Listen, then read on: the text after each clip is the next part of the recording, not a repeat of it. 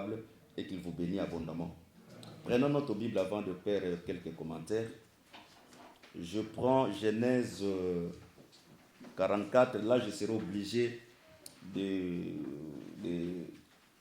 reculer un peu pour les gens qui ne se sont pas présentés le mercredi et le vendredi. Il nous serait difficile, mais Dieu va nous faire grâce. Genèse 44, verset 27, jusqu'à verset... Non. Je prends seulement Genèse 44, je prends le verset 27 au verset 31. Je lis au nom de Jésus-Christ. Ton serviteur, notre Père, nous a dit: vous savez que ma femme m'a enfanté 2 fils. L'un étant sorti de chez moi, je pensais qu'il a été sans doute déchiré, car je ne l'ai pas revu jusqu'à présent.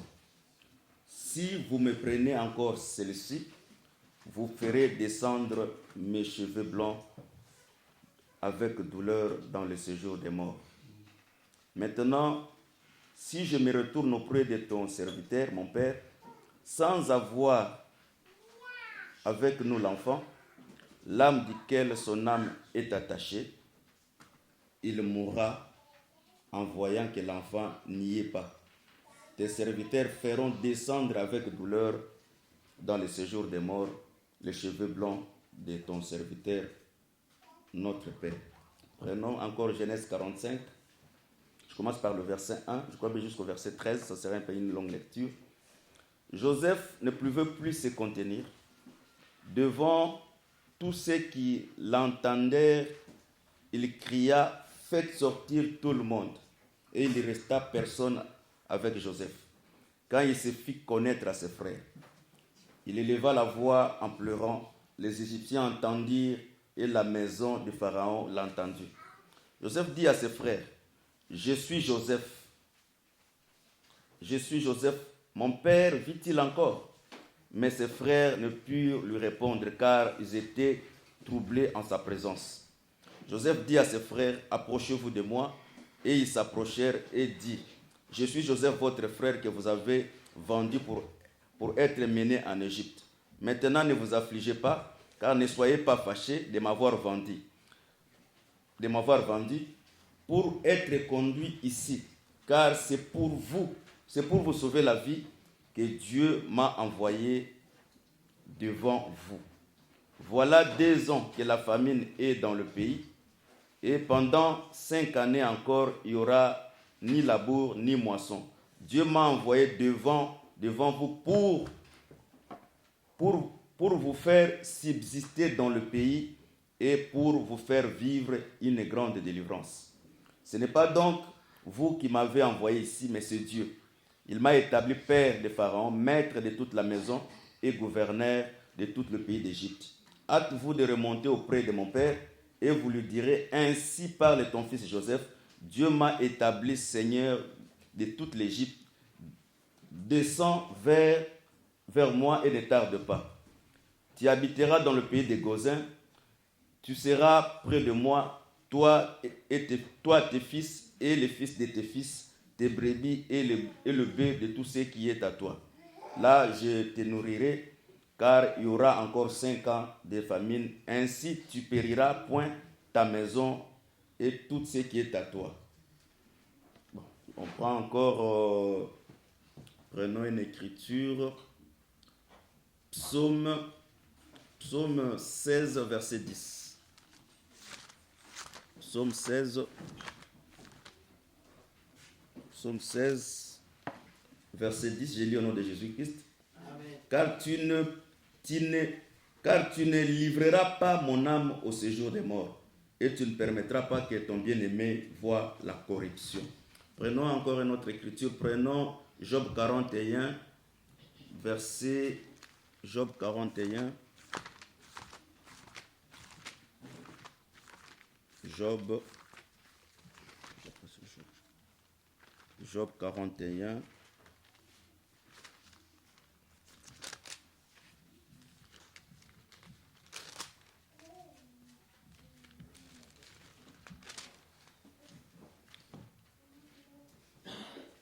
Job 41, je commence par le verset 23. 23. Je commence par le verset 22. Il fait bouillir le fond de la mer comme une chaudière. Il agite comme une vase remplie de parfums. Il laisse, 23, il laisse près de lui un chantier lumineux. L'abîme prend l'aspect des chevelures d'un vieillard. 2 Corinthiens 4 pour terminer, parce qu'on ne va pas prendre. 2 Corinthiens 4, verset 6. 2 Corinthiens 4, verset 6.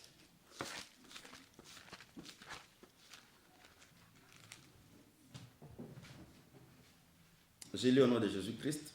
Amen. Car Dieu qui a dit « La lumière brille au sein des ténèbres », il a fait briller la lumière dans nos cœurs pour faire resplendir la connaissance de la gloire de Dieu sur la face de Christ. Parole du Seigneur. Amen. Que le Seigneur bénisse la lecture de sa parole. Amen. Nous croyons comme habitude, comme dit les Écritures. J'aime beaucoup un peu exhorter, 1-2 minutes, ça me fait un peu du bien quand je prêche. La Bible dit ceci, il y avait un homme de la famille de Kis qu'on appelait Saoul. Son père avait perdu le brebis et son père lui a envoyé pour aller chercher le brebis. Mais pendant qu'il partait, lui il ne savait pas que la royauté l'entendait dans la cour de la route. Quand il est arrivé, au lieu de commencer premièrement à retrouver le brebis, mais c'est la royauté qui l'a embrassé avant de retrouver le brebis. Je voulais dire pour quelqu'un qui est venu aujourd'hui, ce matin, peut-être nous avons de grandes difficultés parce que nous savons que Dieu est le seul qui peut nous donner des solutions. Amen. Tu peux venir pour chercher la guérison, pour chercher la paix, pour chercher peut-être la prospérité charnelle, comme aussi de la même manière, quand Saoul, son père, avait perdu le brebis, il était venu dans l'idée de chercher le brebis que son père avait perdu. Mais du moins, avant qu'il puisse retrouver le brebis, comme il avait raconté les prophètes, premièrement, Dieu devait lui donner le royaume. Nous voulons dire ceci, pour celui qui est venu aujourd'hui, c'est important que tu reçoives la guérison. C'est important que tes problèmes soient résolus. Mais ce qui est plus important, c'est la pensée de Dieu. Ce que Dieu te donnera avant que tu puisses recevoir ce que tu cherches. Par son amour, il te donnera premièrement le royaume qui est la vie éternelle. Quand il te donne la vie éternelle, ce que tu as perdu, ce que tu es venu chercher aujourd'hui, tu en auras encore. Amen. Que le Seigneur bénisse. Amen. Nous parlons un peu sur l'emprisonnement de Siméon. Siméon, c'est le deuxième fils de Jacob. Jacob, après avoir donné naissance, parce que la Bible dit, Léa, Rachel était stérile, mais Léa n'était pas aimée par son mari. Mais quand tu l'as compris qu'il n'était pas aimé par son mari, quand il a donné naissance à son premier fils, il a dit, l'Éternel, il a vu ma souffrance et il m'a donné un fils. Après encore, quand il a vu qu'il n'était plus encore aimé, le Seigneur a permis encore que Léa puisse donner encore un fils qui donna le nom de Siméon. Il a dit, cette fois-ci, l'Éternel a entendu et il m'a donné un fils et mon mari s'attachera à moi. Avant que je marche dans la révélation, avant que j'aille dans la prophétie, je voulais dire à quelqu'un, parce que dans le temps où nous sommes, moi, je fais beaucoup de réflexions avant de prêcher ce que je veux prêcher. Je fais beaucoup de réflexions. Pour souvent, surtout nos sœurs et quelques frères qui ne comprennent pas la vie. Dieu permet que nous puissions nous marier avec les femmes telles que nous vivons, mais Dieu permet aussi que dans le fruit du mariage qu'il y ait les enfants. Donc, dans d'autres termes, les enfants, ce sont le fruit des entrailles. En dehors de l'interprétation, quand Léa a donné naissance à Ribin, il a donné naissance à Siméon, il a donné naissance à Lévi, il a dit cette fois-ci, mon mari s'attachera à moi. C'est-à-dire, naturellement, les enfants permettent aussi que les couples soient attachés.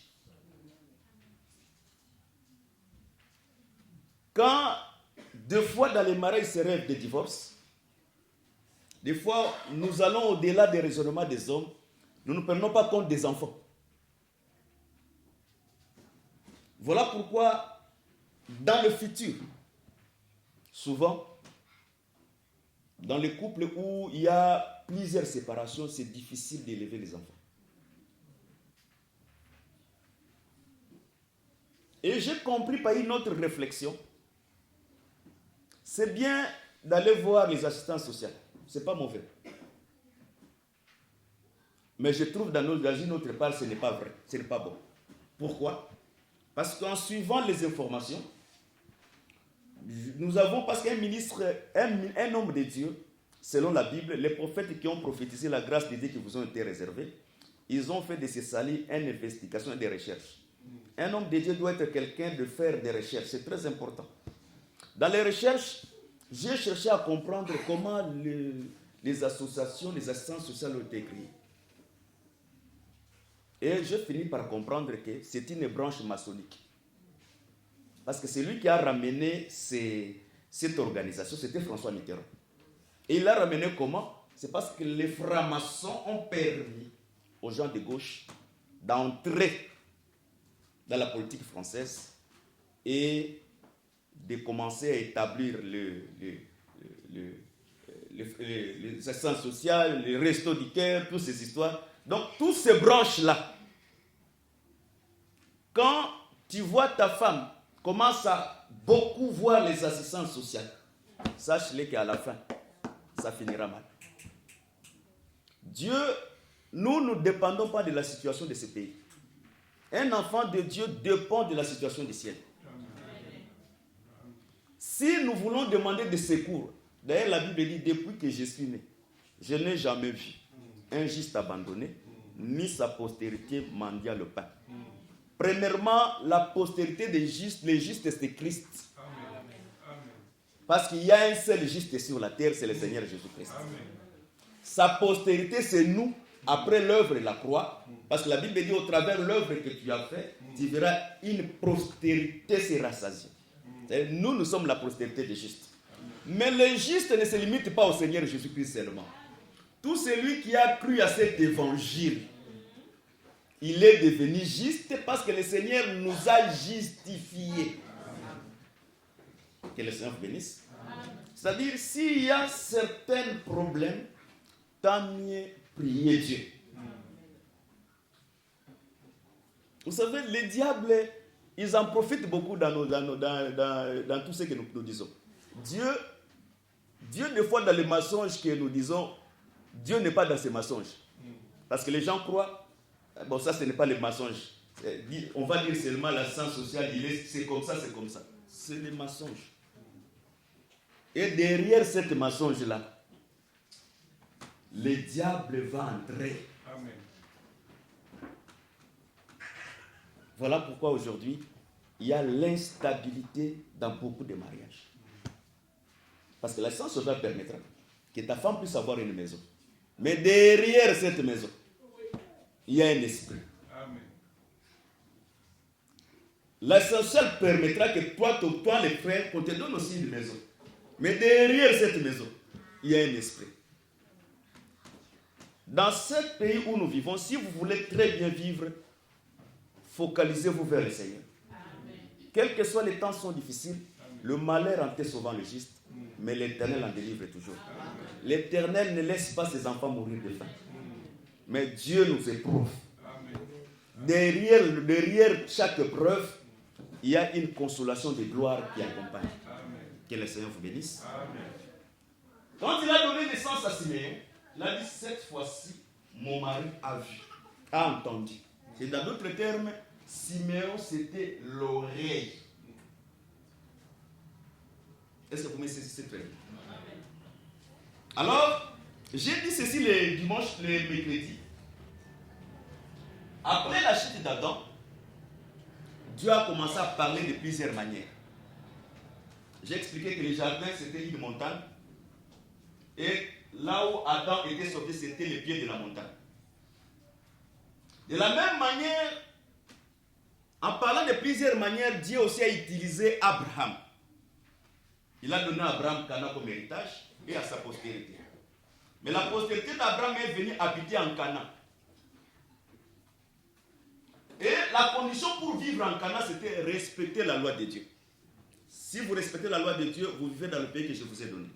Mais si vous ne respectez pas, je vais vous chasser. Et la même condition que Dieu avait posée aussi à Adam. Si tu respectes la loi que j'ai mise dans l'Éden, tu vas vivre. Les jours que tu vas transgresser, tu mourras. Et bibliquement, nous croyons aussi, Dieu se répète toujours dans les temps. À tout celui qui vit la vie de la parole, il vivra longtemps. Mais tout celui qui ne respecte pas la loi de Dieu, sa fin c'est la mort.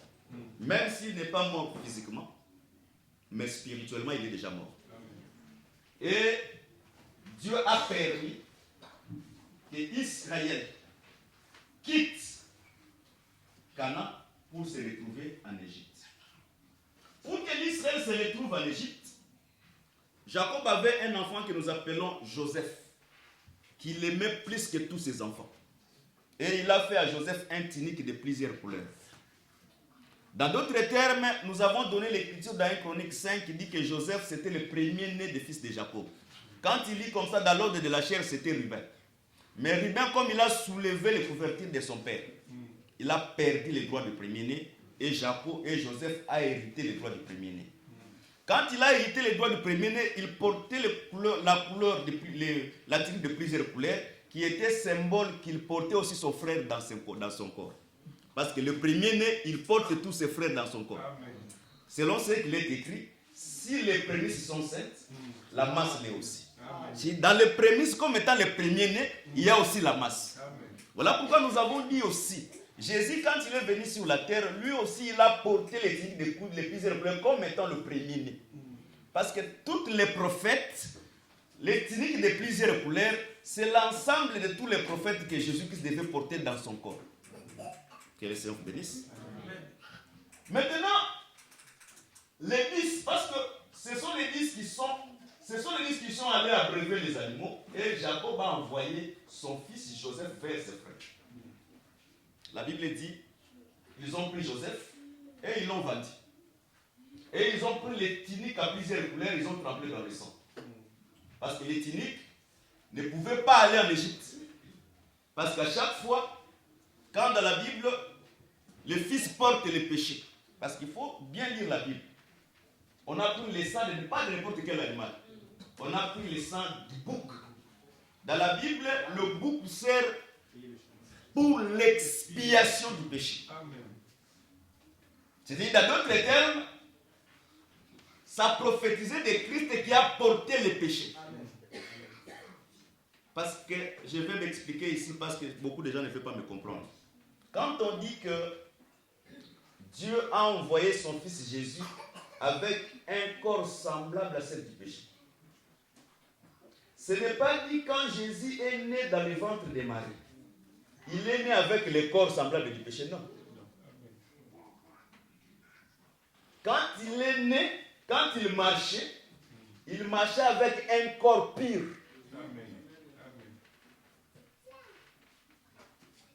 Voilà pourquoi même la femme au père que ça pouvait le toucher. Il restait pur. Parce que le corps qu'il portait, ce n'était pas encore le corps semblable à celle du péché. Mais ce qu'il faisait, comme la divinité était en lui, il pouvait expliquer quelque chose qui devait accomplir dans la suite du temps. Parce que c'est à la croix que nous, impurs que nous étions, il a porté notre impureté. Que le Seigneur vous bénisse. Est-ce qu'on se comprend? Mais le corps semblable à celle du péché, il a porté à la croix. De la même manière, Adam, quand Dieu l'a créé, il avait un corps pur. Mais quand Ève a mangé les fruits, à cause du péché, Adam a porté aussi les corps semblables à celle d'Ève, pour sauver Ève. Parce que Dieu ne pouvait pas tuer Adam. Si Adam avait refusé de manger les fruits, Ève devait mourir sur place. Mais Adam, comme étant un prophète, il savait passer. Parce que l'Écriture dit, deux valent mieux qu'un. Si l'un tombe, l'autre relève l'autre. C'est-à-dire, Adam, quand il ne marchait pas seul. Il marchait avec les seconds Adam parce qu'il savait si je tombe, il y a un autre qui va me relever. Que le Seigneur bénisse. Amen. Si je vais entrer encore dans la folie de la prédication, parce que des fois nous entrons dans la folie de la prédication. Dans la folie de la prédication, Adam savait que les tentes que je suis, dans cette tente où je suis, c'est une tente temporaire. Mais dans le règne millénaire, dans la fête des tabernacles, j'entrerai dans le vrai corps. Amen. Parce que, quand vous lisez, Dieu me fera grâce si je passerai encore une fois ici, je vais prêcher un peu sur la fête des tabernacles, si je n'oublie pas. La fête des tabernacles, c'était une fête comment? Tu es dans ta maison, mais quand le fête des tabernacles arrive, tu dois quitter ta maison pour vivre dans les tentes pendant 7 jours. Après 7 jours, tu vas maintenant entrer dans le temple, dans ta maison. Tu vas retourner dans ta maison. C'est-à-dire, dans d'autres termes, Adam était au ciel dans la présence et dans la vraie maison. Mais sur la terre, Dieu lui a mis seulement dans une tente. Parce que ce corps que nous portons, c'est une tente. Est-ce qu'on se comprend? Ce n'est pas notre demeure définitive. Nous allons nous revêtir de notre vraie demeure. C'est-à-dire, Adam savait ce corps ici, c'est un corps provisoire. Mais au millénaire, parce que le vrai fait du tabernacle, c'est au règne millénaire. Voilà pourquoi nous croyons, même si on ne dit pas, Adam sera totalement restauré dans le règne millénaire. Que le Seigneur vous bénisse. Mais on n'est pas inclus là-bas. Alors, ils ont vendu Joseph. Pourquoi ils ont vendu Joseph? Parce que Joseph a eu 2 songes. La première songe, il a vu les gerbes se prosternant devant lui. Et le deuxième songe, ils ont vu les étoiles se prosterner devant Joseph. Nous avons dit que Dieu dans Joseph, il y avait une portion terrestre et il y avait une portion céleste. Lisez très bien la Bible et tu verras, quand Joseph a donné les songes des gerbes, le père a noté, mais le père n'a pas parlé. Que le Seigneur vous dise. Mais ses frères ont parlé. Maintenant, le jour qu'il a eu les songes des étoiles, c'est là où le père doit ouvrir la bouche. Que le Seigneur vous bénisse. C'est par là que nous comprenons que quand les prophètes parlaient des choses terrestres, c'était les frères. Et tous les prophètes ont parlé des choses terrestres. Quand nous voyons Christ venir commencer à parler des choses célestes, nous comprenons ça, c'est depuis le Fils, ça c'est le Père. Est-ce que c'est bon? Quel est son bénisse? C'est-à-dire, tous les prophètes, voilà pourquoi quand il lit la Bible, tous les prophètes ont prêché et ont prophétisé que si les promesses terrestres. Toute la Bible des prophètes, c'était seulement Cana. Alors, si vous vivez, si vous faites ceci, vous allez vivre en Cana. Si vous obéissez, je vous bénirai. C'était que des promesses charnelles. Si je bénirai ta maison, je bénirai ton troupeau, j'ordonnerai la maison de ta compagnie. Ça, c'était que des promesses terrestres. Tous ces temps-là, ce sont des frères de Joseph qui parlaient. Or, les frères de Joseph, ce sont des prophètes. Mais le jour qu'il a eu les songes du soleil, la lune et les étoiles se prosternaient, c'est là où le Père a ouvert la bouche. C'est par là que nous comprenons que, à ce qui concerne les choses terrestres, c'est la bouche du Père qui doit parler. Elles sont bénies. Voilà pourquoi nous disons beaucoup à nos frères. Nous croyons que l'évangile que nous avons cru, Dieu peut nous donner la richesse terrestre. Mais du moins, Dieu ne donne pas la richesse terrestre s'il n'a pas encore donné la richesse céleste. Amen. Que le Seigneur bénisse. Voilà pourquoi les jours que le Seigneur est venu, il a trouvé une femme avec les dos courbés. La femme au dos courbé, c'était la maison d'Israël. Que tous les prophètes lui ont enseigné que les promesses étaient terrestres. Mais quand Christ est venu, il a regardé la femme, il a guéri cette femme afin que cette femme puisse voir aussi au ciel. Nous voulons dire ceci dans la doctrine. Beaucoup de nos assemblées ici dans les temps de la fin ne prêchent que les choses de la terre. Voilà pourquoi beaucoup de gens aujourd'hui, leur regard n'est pas vers le ciel. Or, ce qui est terrestre est passager. Mais ce qui est céleste est éternel. Beaucoup de gens sont les regards seulement vers la terre. Comment je serai béni? Comment je vais me marier qui n'est pas mauvais? Comment je vais avoir de l'argent? Vous savez, plus loin, vous pouvez être en couple. Le mari a ses projets. La femme aussi a ses projets. Peut-être la femme a encore plus de projets plus que l'homme. Je vous dis avec sincérité, si dans le couple nous ne parvenons pas à maîtriser, à faire des projets en commun, ce que nous faisons, ce n'est pas une numéraire, mais c'est un contrat. Parce qu'il y a les contrats et il y a le mariage. Que les Seigneur bénisse. Plus loin encore, dans la doctrine, si une sœur envoie l'argent chez ses parents et que son mari n'est pas au courant, c'est une volée ici. Je vais vous le prouver avec les Écritures. Là, beaucoup de sœurs, répandez-vous. Je vais vous prouver avec les Écritures. La Bible dit ceci. Quand on achète un champ, là même les mamans, ils ont pris les faces, ils ont tourné. Vous pouvez tourner, la vérité reste la vérité. Moi, je ne suis pas là-bas. Si tu vas m'haïr, haïssez-moi à cause de la vérité, que le Seigneur sera glorifié. La Bible dit ceci. Quand on achète un champ, ce n'est pas bon, ça c'est le prix 25. Quand on achète un champ, on estime les champs par rapport au nombre de semences qui est dans le champ. Celui qui achète les champs, toutes les semences qui se trouvent dans les champs lui appartiennent. Je prends maintenant un exemple biblique. Marie, c'était un champ. Et dans le champ que nous appelons Marie, il y avait une semence qu'on appelle Joseph. Retournons maintenant. Et il y avait une semence qui était dans le champ qui s'appelait Jésus. Retournons maintenant dans la réalité, dans les choses de l'esprit. Est-ce que Jésus était fils de Joseph? Parce qu'il est né à la vertu de Dieu. Mais comme la semence que nous appelons Jésus se trouvait dans les champs que nous appelons Marie, et Jésus a racheté Marie comme étant un champ. Joseph a racheté Marie comme étant un champ. Directement, cette semence lui appartient. Voilà pourquoi nous appelons aussi aujourd'hui Jésus, fils de Joseph, et il est de la lignée des tribus de Juda. C'est-à-dire, quand la femme se marie, tout ce qui lui appartient, ça devient pour son mari. Même le travail, tu travailles pour ton mari. Parce que le mari a le pouvoir, ça c'est le nombre 35, il a le pouvoir de ratifier et de modifier même tes heures du travail.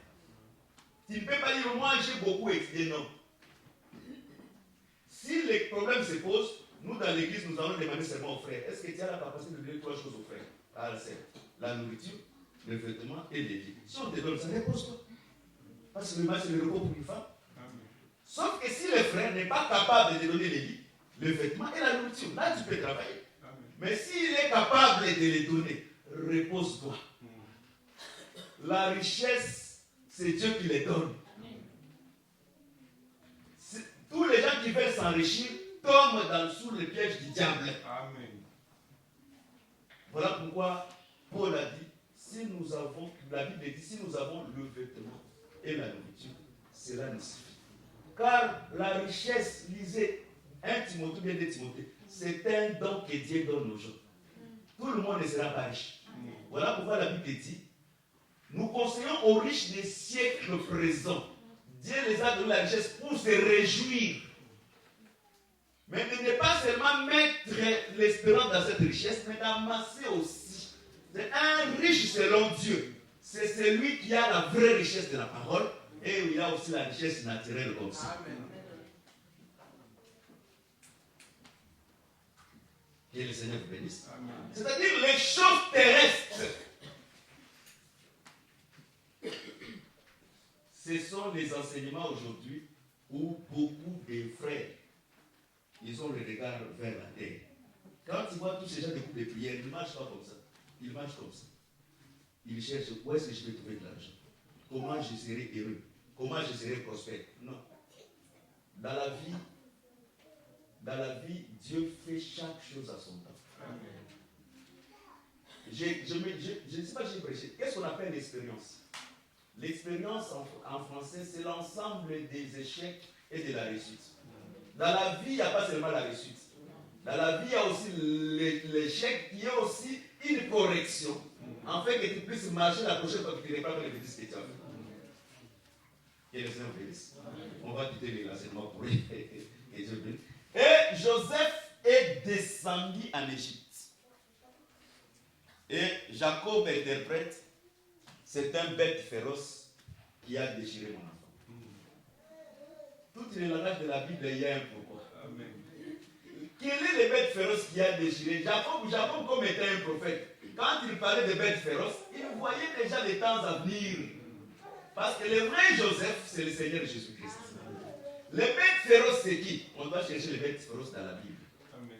Le prophète Daniel a vu une vision. Il a vu les lions, il a vu les léopards, il a vu l'ours. Et il a vu les 4 animaux. Ça, c'est Daniel 7. Il foulait tout et il déchirait tout. C'est par là que nous comprenons. Les bêtes féroces qui a déchiré Joseph, c'est les 4 royaumes. Dans d'autres termes, les bêtes féroces, c'est Rome. Voilà pourquoi Christ pouvait dire, quand il marchait sur la terre, le fils de l'homme sera livré entre les mains des païens. Les païens qui ont tué Jésus-Christ, c'était Rome qui était une bête qui ont déchiré le vrai Joseph. Là, je suis à la dimension prophétique qui donne là-bas. Et le Seigneur vous bénisse. Mais avançons. Maintenant, ils ont vendu Joseph en Égypte. Quand Joseph est parti en Égypte, Jacob a dit, je descendrai vers le séjour des morts, là où il y a mon fils. C'est dans d'autres termes,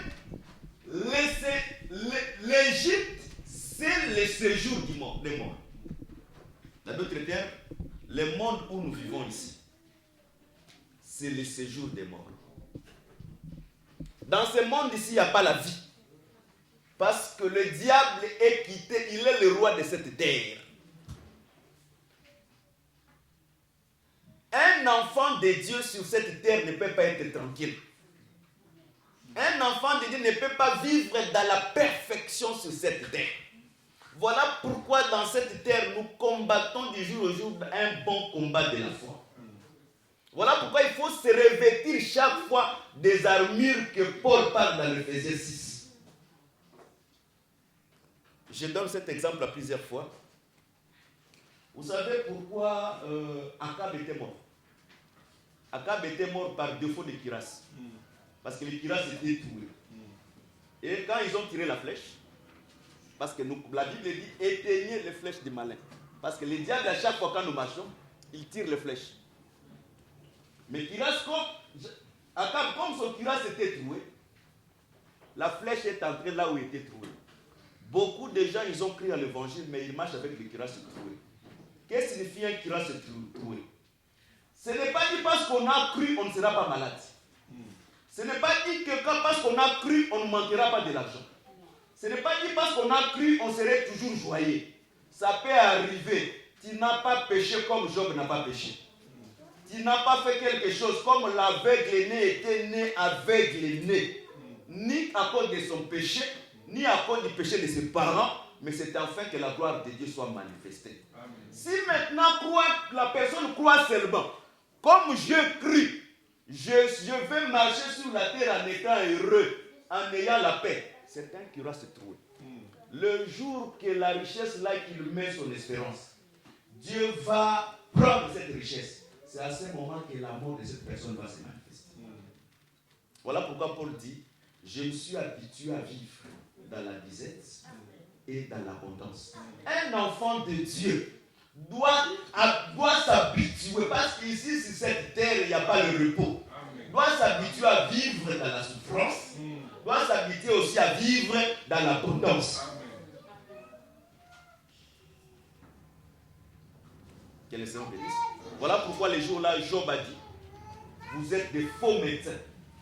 Parce que les faux médecins, ce sont qui? Ce sont les gens qui pouvaient déterrer la vie de Job. Il était malade, il était pauvre, il était devenu pauvre parce qu'il a péché. Non.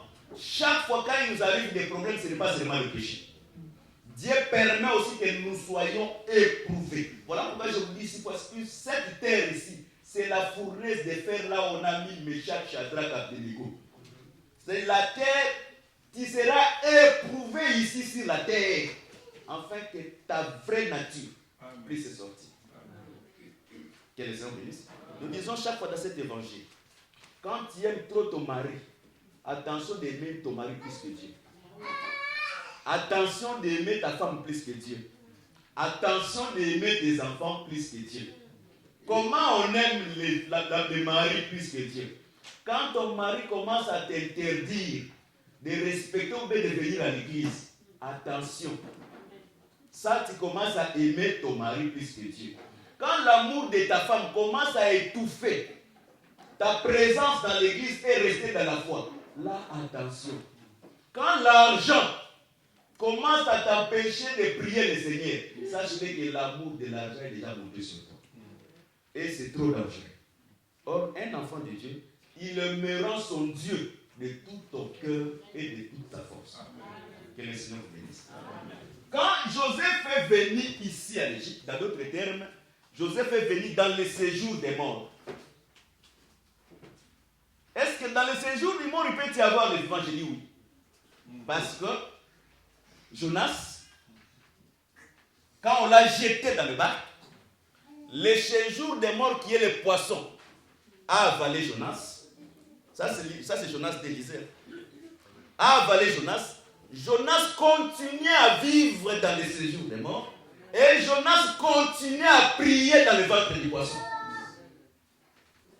C'est pour dire que si même les choses ne vont pas bien, ça c'est pas vraiment dans la connaissance comme ça, Dieu, ses oreilles est attentif pour t'écouter. Même si tu es mort, la mort, Dieu est attentif. Parce que Jonas, il a prié, Dieu l'a exaucé. Je voulais seulement démontrer que tu peux être dans le séjour des morts, mais tu continues à vivre. Dans d'autres termes, Joseph, comme il a eu le songe, que les étoiles se prosternent devant de lui, c'est pour dire que, dans d'autres termes, Joseph était une lumière qui a quitté le ciel, qui est Canaan, et qui est descendu en Égypte, qui est le séjour des morts. Dans d'autres termes, Joseph est descendu pour éclairer le séjour des morts. Et quand Joseph est arrivé en Égypte, maintenant, le songe qu'il avait eu, que les gerbes devaient se prosterner au devant de son gerbe. Dans d'autres termes, Joseph était un gerbe. Mais pour l'Israël, Joseph était un gerbe oublié. Mais pour les Égyptiens, c'était un gerbe que les Égyptiens ont ramassé. Que le Seigneur bénisse. Voilà pourquoi, quand Ruth est venu dans les champs de Boaz, la Bible dit, Boaz s'est couché aussi au milieu des gerbes. Dans d'autres termes, Boaz lui-même était aussi une gerbe. Ils ont glané, mais Ruth a choisi la bonne gerbe qui était Boaz. Que les Seigneur bénisse. Quand tu as Boaz, tu as le tout de Dieu. Quand tu as l'évangile, tu as toute la richesse de Dieu. Que les Seigneur bénisse. Joseph arrivé en Égypte, il a fait de tous les Égyptiens esclaves à cause de la nourriture. Ça, je ne vais pas me répéter encore, tout le monde connaît. C'est-à-dire, quand la famine s'est apaisantée en Égypte, les gens se sont vendus à Joseph. Ils étaient devenus esclaves de Joseph à cause de la nourriture. De la même manière, le Seigneur aussi explique à Matthieu 24. Dans les derniers temps, quand il explique sur Matthieu 24, il dit, il y aura des famines dans divers lieux. Donc, il prend encore ce qui était arrivé en Égypte, il répète encore. C'est-à-dire, lui, comme étant le vrai Joseph, comme il y aura la famine, en dehors de la famine qui est la famine naturelle, il y a aussi la famine dans une dimension prophétique. Aujourd'hui, dans les temps de la fin, nous sommes au temps où il n'y a plus la parole de Dieu. Nous sommes au temps où beaucoup de gens sont en famille. Voilà pourquoi j'ai dit les vendredis comme ça. J'ai dit, naturellement, quand tu veux remarquer que quelqu'un ne mange pas bien, ça se reflète par ses cheveux. Tu verras que les cheveux vont devenir rouges et ça va changer de couleur. Tu vas comprendre directement que cet enfant souffre de carettes par ses cheveux.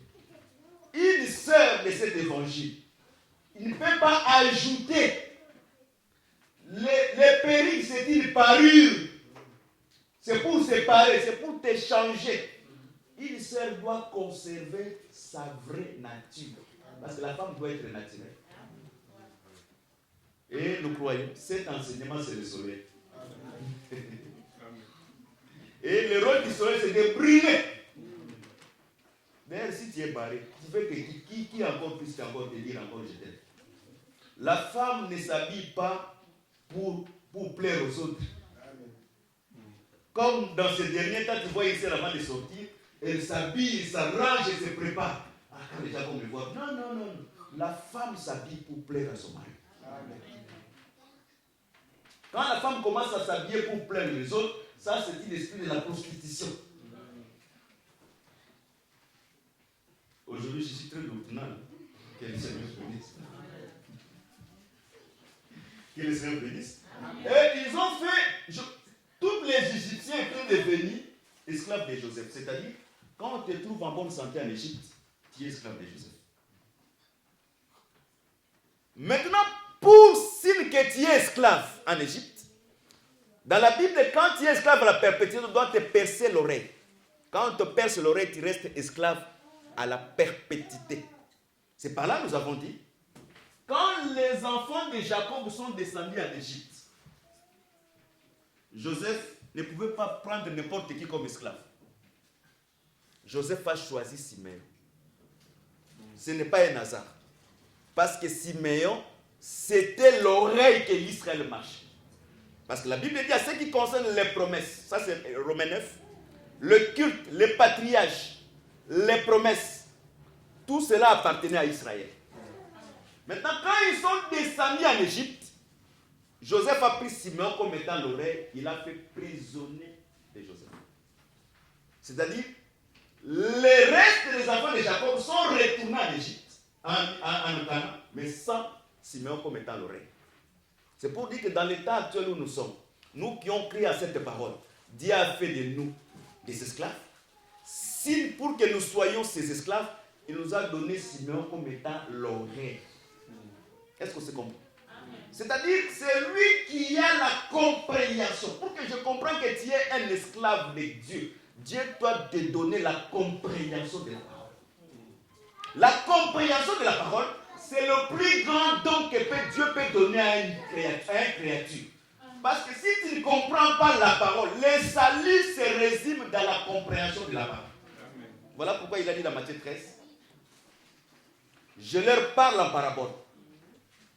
Pour qu'ils ne comprennent pas, pour qu'ils ne voient pas de ses yeux, afin qu'ils ne se convertissent pas, pour que je les guérisse. C'est-à-dire la conversion est liée à la compréhension de la parole. Tu ne peux pas te convertir si tu n'as pas encore compris la parole de Dieu. Voilà pourquoi même si je vois quelqu'un dans le groupe de prière, il commence à prendre une attitude. Oh non, je suis converti. Non. Je vais m'expliquer aujourd'hui. Beaucoup de gens croient que tu verras quelqu'un, il est très gentil là. Il est très discipliné. Non, il est humble, il est simple. Non. Humble et simple, ce n'est pas ça. Ce n'est pas le fait d'être. Non. Humble et simple, c'est quand quelqu'un se plie devant la parole. Quand on pose l'écriture, un enfant de Dieu se plie devant cette écriture, c'est celui qui est humble. Même s'il marche comme ça. Mais s'il plie devant l'écriture, il est humble. C'est là la vraie nature d'un enfant de Dieu. Même si vous discutez, vous voulez vous entretuer, ce qui est aussi naturel, ça peut arriver chez les hommes. Mais quand on te pose seulement l'écriture comme frère, il est devant toi. Quand on te dit dans d'autres fois, quand je dis deux fois, quand je dis encore dans l'autre tête, quand on te dit shalom, directement tu acceptes. Parce que shalom, ce n'est pas un cri. Shalom, ce n'est pas une salutation. Mais shalom, c'est un enseignement. Amen. Je m'explique maintenant avant que j'entre là-bas. La Bible dit ceci, quand Israël veut attaquer un peuple, à la porte, il va dire shalom.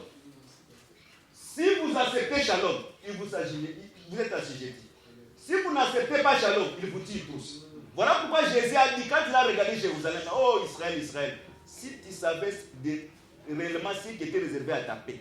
C'est-à-dire, quand Jésus est venu en Israël, il a dit à Israël shalom. Israël a refusé shalom.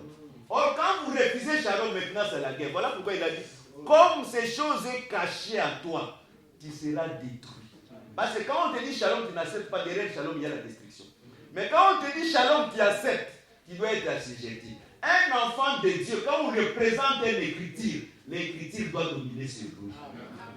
C'est là où la vraie nature d'un enfant de Dieu. Même s'il dit qu'aujourd'hui je ne veux pas entendre quelqu'un.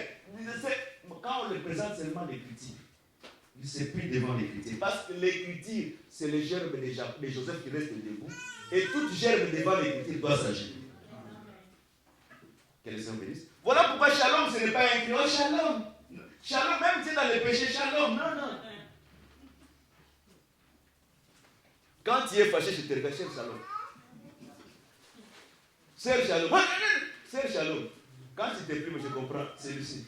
Ce n'est pas un fils de la paix. Parce qu'un fils de la paix, shalom doit régner sur lui. Voilà pourquoi tu verras que la femme de Sunem, elle avait construit la maison pour le prophète au-dessus de sa maison. Un enfant de Dieu, l'écriture comme étant le prophète, doit être toujours au-dessus de lui jour et nuit. Parce que si l'écriture est au-dessus de toi, même si tu as des problèmes qui sont très grands, même si tu es stérile, mais comme l'écriture est au-dessus de toi, l'écriture fera que ta stérilité puisse disparaître. Beaucoup de gens, ils ont des problèmes. Ce n'est pas un problème de prière. Ce n'est pas même un problème de jeûne. C'est un problème tout simple, l'obéissance à la parole. Amen. Quand tu obéis à la parole, le miracle s'opère automatiquement, sans effort dans ta vie. Que le Seigneur bénisse. Quand ils ont vendu Joseph, Joseph a pris Siméon comme esclave. C'est-à-dire, aujourd'hui, Siméon est esclave chez nous, les gens des nations. C'est-à-dire, aujourd'hui, c'est nous qui avons l'oreille, la compréhension de la parole. C'est nous qui avons la conversion. Dans la vie, on se convertit. La conversion ne fait pas deux fois. La conversion, c'est une seule fois. La repentance, c'est plusieurs fois. La repentance, c'est plusieurs fois. Mais quand tu n'as pas aussi commis un péché qui ne mène pas à la mort. Mais quand tu commets un péché qui mène à la mort, ta repentance devient nulle. La nature d'un enfant de Dieu, s'il pêche, en étant dans cette corps, parce que dans cette corps, quand tu lis les 7 fêtes de l'Éternel, tu verras que la fête des Pentecôte, la fête des moissons, ou la fête des Pentecôtes, c'est la seule fête que Dieu a accepté que les verbes soient utilisés. Dieu, en sachant que nous sommes faibles, mais il nous a donné le Saint-Esprit. Afin que le Saint-Esprit fait un travail à nous pour convaincre, détruire tous les péchés qui sont en nous. C'est pour dire qu'un enfant de Dieu, ça peut arriver, mais tu dois être vite à se repentir. Vous savez, un vrai enfant de Dieu, avant de commettre un péché, il doit sentir un lutte en lui, entre le bien et le mal. Ce que je peux faire, c'est pas bon. Ce que je peux. Si en toi, tu fais le mal, tu as envie de faire le mal, et facilement tu fais le mal, sache-le que tu es loin de Dieu. Il faut qu'en toi, comme étant un enfant de Dieu, quand tu veux faire le mal, tu dois sentir une condamnation, une lutte en toi. C'est ce que Paul dit. J'entends une lutte en moi. Le mal que je ne veux pas faire, c'est le bien que je dois faire. Il y a une lutte en toi. Cette lutte-là doit être éternelle dans ta vie. Que le Seigneur vous bénisse. Alors, quand il est descendu, c'est-à-dire dans d'autres termes, Siméon comme étant l'oreille est retenu en Égypte. Dans d'autres termes, c'est la même chose que Pierre avait fait. Quand ils sont venus arrêter Jésus, il a coupé l'oreille. L'oreille est tombée par terre. C'est pour dire aujourd'hui, c'est la terre qui a l'oreille. Mais la propriété de l'oreille va reprendre son oreille. Amen. C'est pour dire que la grâce que nous avons aussi ici, c'est pour un temps. Il faut à tout celui qui est le temps de la grâce est sur nous dans la vie, il faut qu'il en profite pour arranger sa situation par rapport au plan du salut. Que le Seigneur bénisse. C'est un même terme, maintenant je vais aller dans ce que je devais prêcher aujourd'hui, mais il me reste peu de temps. J'ai encore beaucoup. Jusqu'à 13h. J'ai encore quelques minutes. Que le Seigneur bénisse. Donc c'est-à-dire, ici nous trouvons Joseph dans les séjours des morts. Mais Joseph ne pouvait pas sortir du séjour des morts si le père ne vient pas dans le séjour des morts, là où il y avait le fils. Mais maintenant, il y a un langage qui change. Il dit que vous ne pouvez pas faire descendre non. Judas dit, vous retiens Benjamin, nous allons faire descendre les cheveux blancs de notre père dans le séjour des morts. C'est-à-dire, Jacob, quand il viendra dans le séjour des morts, il y aura des cheveux blancs. Les cheveux de Jacob ne seront plus noirs, mais ça sera le cheveu blanc. Or, les cheveux blancs, c'est le couronne d'un vieillard. Voilà pourquoi quand tu lis Apocalypse 1, tu verras Christ était vêtu et il avait les cheveux blancs. Les cheveux blancs, c'est la couronne.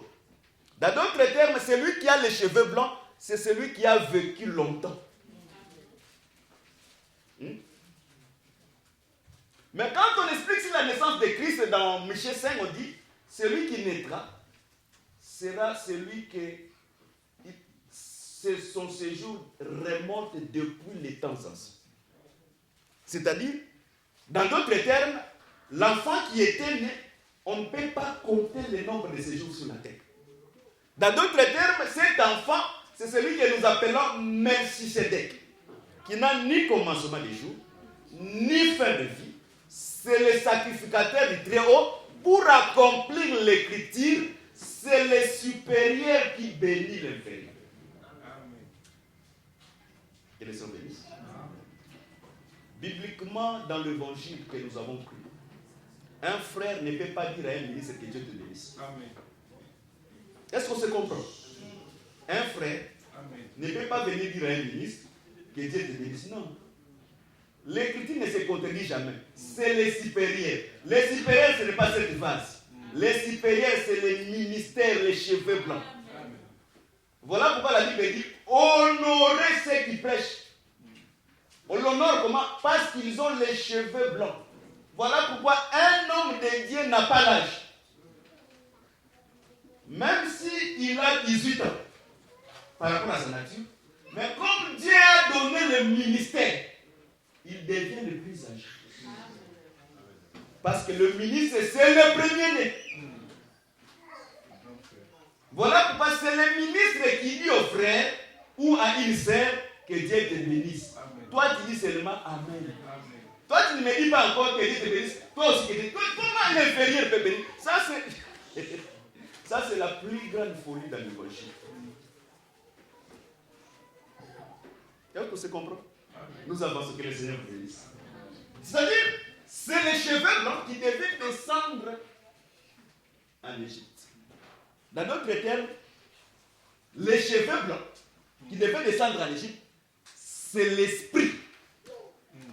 Parce que l'esprit qui se mouvait au-dessus des eaux n'a ni commencement de jour, n'a fin de jour. Dans d'autres termes, mais c'était qui a apparu à Abraham, c'était l'esprit qui a apparu à Abraham. Parce que Abraham ne savait pas d'où il est sorti et d'où il partait. Que les gens bénissent. C'est-à-dire, dans d'autres termes, l'Égypte, pour que Joseph quitte l'Égypte, il faut que les pères descendent dans le séjour des morts. Or, le père, c'est l'esprit.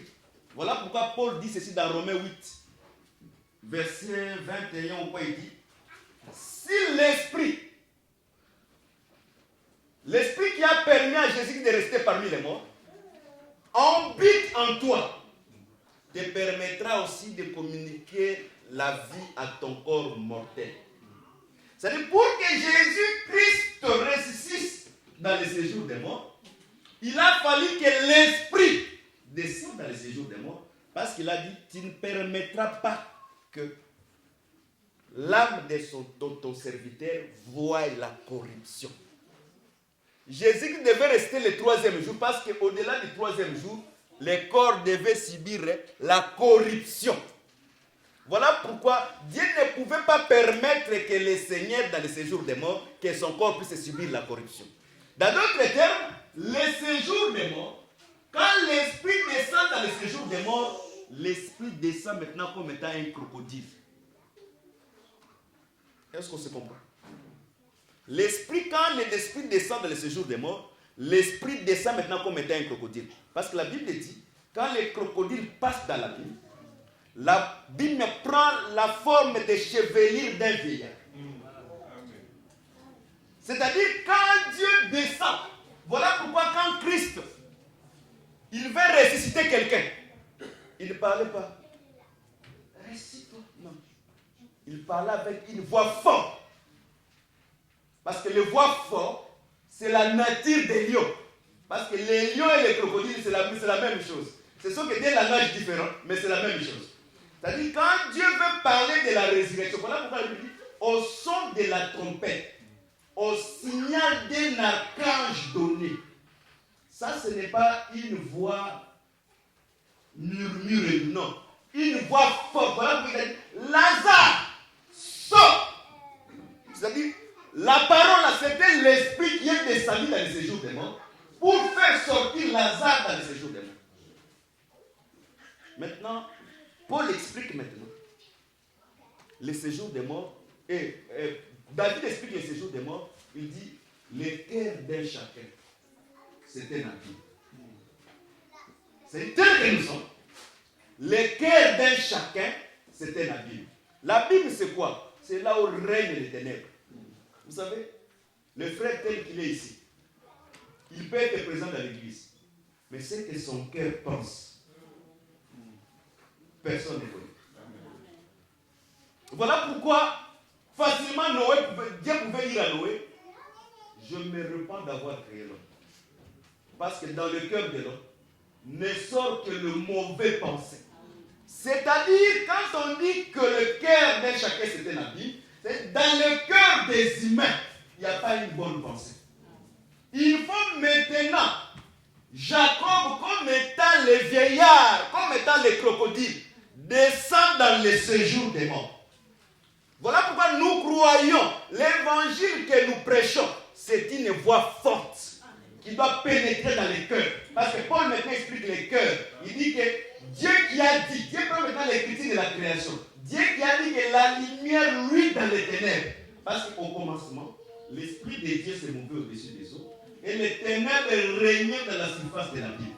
C'est-à-dire qu'il a fallu que la lumière puisse descendre dans le séjour des morts pour éclairer le séjour des morts. Or, nous croyons que Jacob, selon l'interprétation, Jacob était le soleil.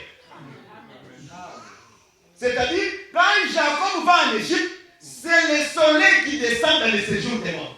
Or, la lumière a toujours l'avantage sur les ténèbres. Et dans d'autres termes, nous croyons que les ténèbres, c'est tout un homme. Et les ténèbres, c'est le diable.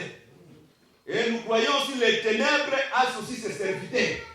Les serviteurs du ténèbre se déguisent à l'ange de lumière. Voilà pourquoi l'évangile éternel, comme étant le passage du crocodile, quand il trouve les mauvais serviteurs, il les met à sa place. Vous savez, cet évangile, si nous continuons avec les compromissions et avoir pitié des gens, on va parler de la mort.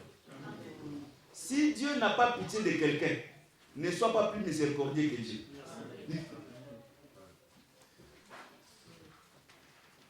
Judas, il s'est repenti quand il devait mourir. Il a dit, je regrette d'avoir vendu le fils de l'homme. Je regrette. Il est allé même déposer de l'argent. Mais comme il était la fils de la perdition, la miséricorde de Dieu n'a servi rien sur le dessein de Dieu. Si Dieu a destiné quelqu'un dans l'enfer, si Dieu n'a pas mis les choses dédiées dans l'homme, vous pouvez avoir pitié par rapport aux hommes. Les pitiés des hommes ne changent absolument rien devant Dieu. Dieu reste Dieu dans sa marche. Et Dieu, quand il veut éclairer quelque chose, Dieu prend la nature des crocodiles. Parce qu'il sait que quand je veux passer dans la Bible doit revêtir les formes et chevelures d'un vieillard. Quand un ministre passe dans un assemblée, il doit laisser la vraie enseignement. Parce que les chevelures et le vieillard, c'est l'enseignement. Ce qui fait d'un ministre, c'est l'enseignement. Voilà pourquoi le cœur de quelqu'un, même si les choses étaient cachées, mais quand les crocodiles passent dans la vie, il doit éclairer la vie. Quand Jacob descend en Égypte, directement le soleil, parce que la lumière c'est le soleil qui a pris corps, il descend dans la vie. Que les hommes bénissent. Et nous croyons aussi les problèmes que nous rencontrons dans la vie, la maladie, l'échec, la stérilité, c'est aussi un ténèbre. Il faut que le soleil, comme Jacob, descende là-bas pour éclairer la vie. Voilà pourquoi je crois aussi, pour celui qui est malade, pour celui qui est stérile, la lumière doit descendre dans sa vie. Pour éclairer et faire disparaître, vous savez, naturellement. Même s'il y a une grande ténèbre, si on allume seulement une petite lumière, on aura la capacité de voir que la lumière est là. Voilà pourquoi la lumière a toujours l'avantage sur les ténèbres. Maintenant, quand Jacob, comme étant la lumière, descend dans le séjour des morts, c'est à ce moment que le séjour des morts devait éclairer. Aussi longtemps que Jacob n'est pas venu dans ta vie, tu es encore dans les ténèbres. Tu peux en commencer à parler. Parce que cette lumière, c'est la connaissance de la parole que Dieu a fait resplendir dans la face de Christ. Voilà pourquoi nous disons chaque fois, tu ne peux pas bien prier si tu n'as pas la connaissance de la parole de Dieu. Amen. La connaissance permet de stabiliser notre foi. Voilà pourquoi il pouvait dire, vous adorez ce que vous ne connaissez pas. Beaucoup de gens prient, mais ils ne savent pas le Dieu qu'il est en train de prier. Oh non, je suis de l'évangile éternel. Chez nous, c'est l'Assemblée des saints. Non, l'Assemblée des saints n'est pas un nom. L'Assemblée des saints, c'est l'enseignement. On pouvait se réunir ici. Si la parole n'est pas là, Dieu n'est pas là. Si la parole est là, Dieu est là. Mais s'il n'y a pas l'enseignement, quel que soit le nom, Dieu n'est pas là. C'est-à-dire le vrai assemblée des saints, c'est l'enseignement qui est venu pour nous. Parce que la lumière, quand il vient, c'est la lumière qui permet les yeux de voir. Je vais donner un exemple. Si tu es dans les ténèbres, tes yeux sont ouverts, tu vas voir. Non. Mais pour que tu vois quand tu es dans les ténèbres, il faut qu'il jaillisse la lumière.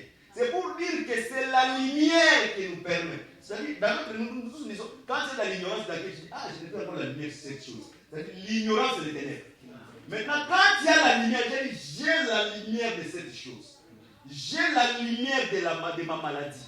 J'ai la lumière de mon échec. C'est-à-dire, la lumière comme étant les chevelures d'un vieillard, quand ça descend dans le séjour des morts, ça doit éclairer ta vie. Et quand ça éclaire ta vie, à ce moment, Joseph va annoncer sa résurrection.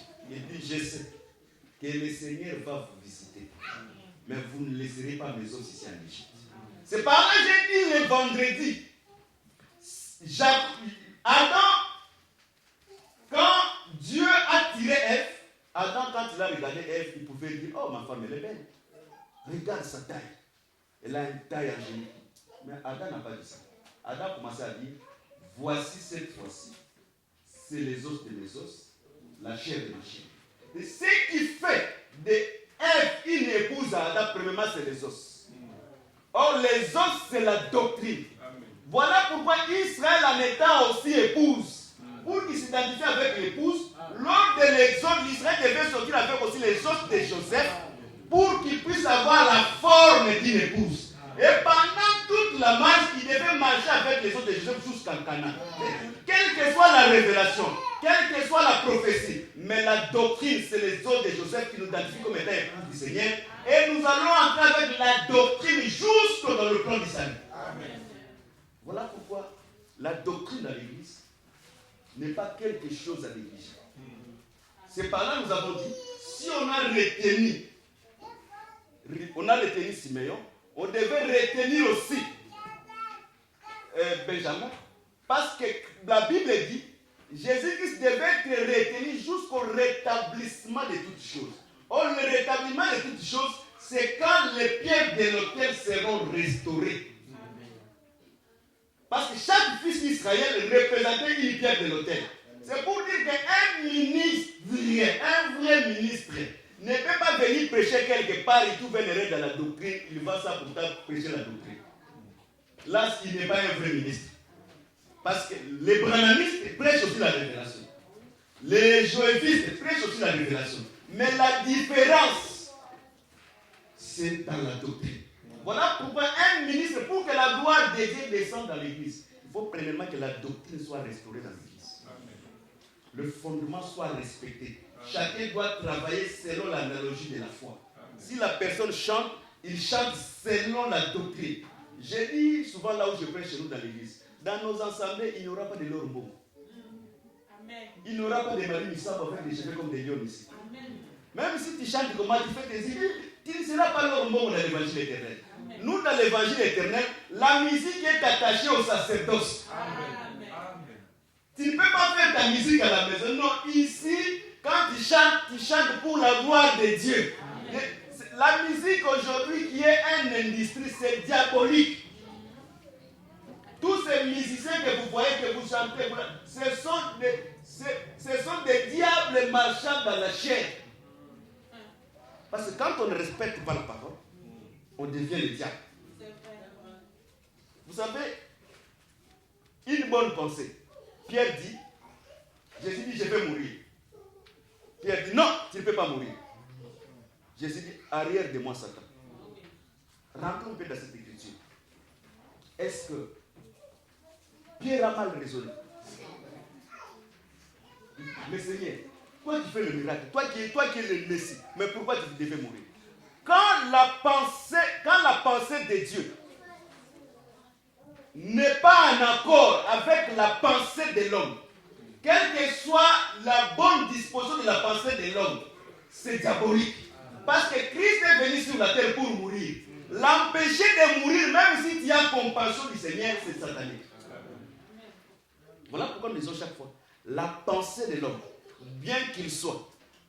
Oh non, si les sœurs chantaient avec un peu de mèche, ils ont fermé bien la tête, est-ce que ça fait quoi? Ça, c'est la pensée embellir la pierre de l'autel. Parce que la pierre de l'autel, quand on va le poser sur le fondement, on ne passe pas les ciseaux là-dessus. Tel qu'on l'a extrait, tel qu'on va le mettre. Quand la Bible dit que les femmes faisant la profession de servir Dieu doivent avoir une apparence convenant à la sainteté. Il faut une sœur qui chante quand on le regarde comme ça. Même si on ne voit pas son intérieur, mais son extérieur, on voit déjà la sainteté. Mais dans l'extérieur, il y a d'autres personnes qui chantent, mais l'extérieur, tu vois même quand ils chantent avec les cheveux, les bagues, les histoires, tu trouves que ça c'est une prostituée. Ça c'est déjà l'apparence à la nature de la prostitution. Une sœur de l'évangile, quand elle se lève pour chanter, on doit voir en lui l'apparence. Parce que la Bible dit, le bon comportement, la femme ne prêche pas, mais le comportement de la femme c'est une prédication. Parce que la Bible dit, la bonne manière de vivre des femmes, les gens diront aussi, celui-ci, il a Dieu. Tu ne peux pas venir ici comme Marie Missambou, tu as les cheveux, tu fais aussi des phases, tu fais des histoires là. Ici, il n'y aura pas de Marie Missambou. Ici, il n'y aura pas de Léro Mongo. Ici, la convocation, c'est à l'honneur de l'Éternel. Même ici, il n'y aura pas de super prédicateurs. D'ailleurs, je suis vers la fin. Ici, dans notre évangile, il n'y a pas un grand homme de Dieu. Amen. Ici, dans notre évangile, il y a seulement un saint homme de Dieu. Parce que le rapport entre le peuple et les serviteurs, c'est un rapport avec la sainteté. Amen. Quand tu dis à ta femme, nous avons reçu un grand homme de Dieu. La femme, ça c'est un grand. C'est que mon mari c'est un petit. Ça c'est un grand. Mon mari est un petit. Sache-le que quand le grand homme va rester avec ta femme, c'est à ce moment que ta foi, peut-être c'est la manière que Dieu va te chercher dans l'évangile. Mais quand tu présentes à ta femme, ça c'est un saint homme de Dieu. Le rapport entre mon mari et cette personne qui vient, c'est la sainteté. C'est en dehors de la sainteté, ce n'est plus un saint homme de Dieu. Voilà pourquoi dans cette un saint homme de Dieu, quand tu pries comme Élie avait prié, il dit, femme, qu'est-ce que tu as comme problème? Moi je n'ai pas des enfants. Sur cette même époque, l'année prochaine, tu auras un enfant. La femme dit, oh non, ne mange pas ton serviteur. Un homme de Dieu, quand tu le parles, même si tu trouves sa mensonge, moi ma foi, quand je déclare, ma foi à moi suffit d'accomplir que Dieu est derrière les prières des serviteurs pour accomplir. Amen. Que le Seigneur bénisse. C'est dans notre terme, la descente de Jacob, c'est la confirmation du salut. Parce que Jacob, c'est la lumière qui est venue éclairer nos cœurs. Parce que dans nos cœurs, voilà pourquoi Paul dit, Paul il est très complet. Paul dit, nous n'avons pas, Paul a dit, l'arme que nous détenons, elle est plus puissante par la vertu du Saint-Esprit pour renverser les raisonnements, les pensées et les rendre captifs à l'obéissance de Christ. L'homme tel que nous sommes ici, ce qui fait la valeur de l'homme, ce n'est pas sa santé, sa beauté extérieure, c'est sa pensée. Voilà pourquoi l'évangile doit avoir la capacité de régler les problèmes de la pensée. Je donne un exemple avant de terminer. Jésus, quand il prêchait sur la femme adultère, il a dit ceci. Celui parmi vous qui n'a jamais commis le péché qu'il jette la pierre sur cette femme. Si Jésus avait dit, parmi vous, celui qui n'a jamais fait l'adultère, qui jette les pierres sur cette femme, sur place, cette femme devait mourir.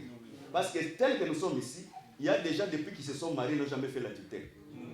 Mais tel que nous sommes ici, il n'y a personne parmi nous qui n'a jamais commis le péché. C'est-à-dire, quand Christ a parlé de cela, la conscience de chacun. Moi, hier, j'ai volé. Moi, avant-hier, il y a une scène qui est passée avec les Méligés. J'ai convoité. Tu perds directement le pouvoir. Chacun perdait. Jésus n'a pas interdit qu'on lapide cette femme. S'il avait interdit d'aller condamner Moïse, mais il a expliqué Moïse, si tu veux les lapider, il faut que tu sois sans péché. Mais parmi eux, il n'y avait personne qui était sans péché. Tout le monde était parti. Pourquoi Jésus est resté? Parce que la seule personne qui était sans péché, c'était le Seigneur. C'est lui qui avait le pouvoir de condamner. Mais quand c'est lui qui a le pouvoir de condamner, il dit que moi aussi je ne te condamne pas. Sur la terre, que ce soit ta tante, ton oncle, quel que soit, il n'a pas le pouvoir parce que lui-même aussi c'est un pécheur. Un pécheur ne peut pas condamner notre péché. Celui qui peut condamner, c'est seulement qui est sans péché. Oh, celui qui est sans péché, c'est le Seigneur Jésus-Christ. Voilà pourquoi tout le péché que nous faisons, ce n'est pas les hommes qui nous condamnent. Mais c'est Dieu au travers de sa propre parole, parce que sa parole qui est lui-même, sa parole est sainte. Voilà pourquoi la Bible dit le jugement commencera dans la maison de Dieu. La parole que nous prêchons, c'est un jugement. Que le Seigneur bénisse. Nous avons besoin de la lumière dans notre vie. Et je crois que cette lumière va transgresser la vie de plusieurs personnes aujourd'hui. Cette lumière va changer ta manière de concevoir les choses de Dieu. Cette lumière va éclairer ton mariage. Cette lumière va faire tomber ta stérilité. Cette lumière va faire tomber ta pauvreté et ta maladie. Nous allons lever, nous allons prier que les bien-aimés, l'heure que moi donné ça suffit. Les bien-aimés qui chantent la musique, nous allons chanter.